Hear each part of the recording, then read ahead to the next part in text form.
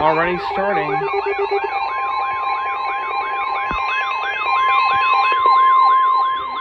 The National Weather Service in Peachtree City has issued a severe thunderstorm warning for Catoosa County in northwestern Georgia. Oh, there went my... Northwestern Georgia. Northwestern Georgia. County in northwestern Georgia.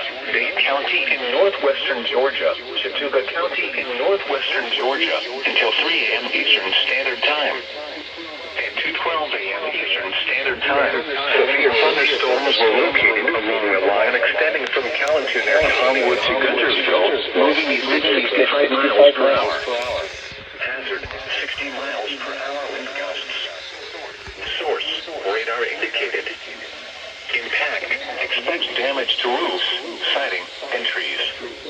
Locations impacted include Rome, Dalton, Lafayette, Summerville, Ringgold, Trenton, Fort Oglethorpe, Rostow, Chickamauga, Tryon, Vernal, Lookout Mountain, Tunnel Hill, Covina, Resaca, Chattanooga Valley, Lafayette, Lyerly, Menlo, and Center Post. For your protection, move to an interior room on the lowest floor of a building.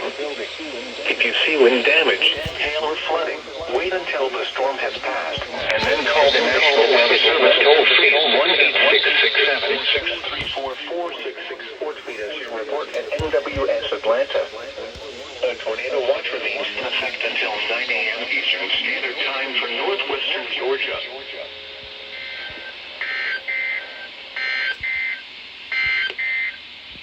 Tornado watch number 10 remains in effect until 6 a.m. Central Standard Time for the following county: Cherokee, Alabama.